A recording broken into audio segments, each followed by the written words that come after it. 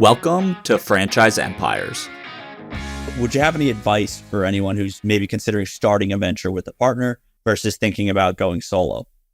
So here's, again, whether you want to look at it from a 10 years, 15 years down the road, multiple perspective, or the day-to-day, doesn't matter. From a multiple perspective, seller discretionary, it's an add back on, right? So we get to have an extra body out doing work without having to drop a salary, right? So in theory, increases profitability.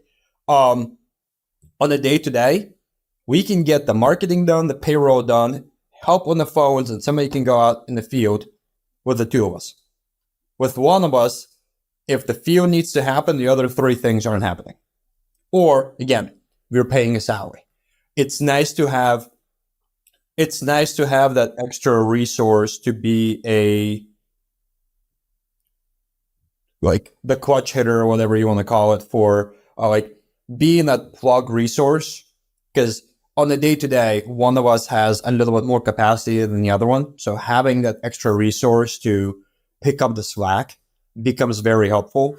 Now, I guess the downside, and then Dan can talk about his viewpoint, but the downside is if you're trying to get your $75,000 a year profitability drop, well, now we have to double that. We have to be at 50, right? So our top line revenue needs to be much higher to get us to the same point just because there's two of us.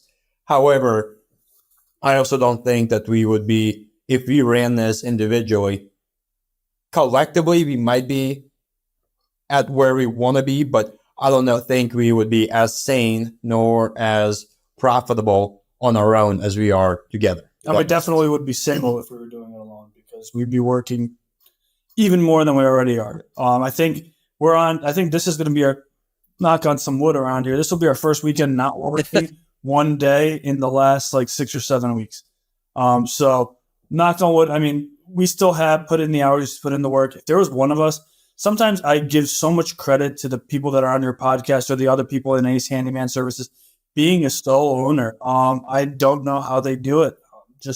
We have very complementary skills. I don't enjoy accounting, so I try to learn as little as possible.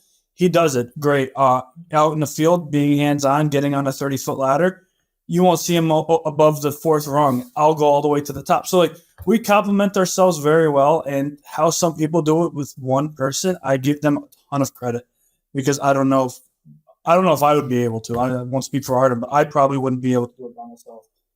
And being able to scale too. Right now, we're looking at what's our plans for the next 5 years, 3 to 5 years. Right? Would we be able to scale the way we're thinking of trying to scale? If it was just one of us, I don't think so. I think it'd be very difficult. Yeah, I think a few good points were made there where, for one, it's just, not only the difficulty to get all the tasks done on your own, but, it can honestly just be, it's lonely, I would say too, is what I hear from a lot of people.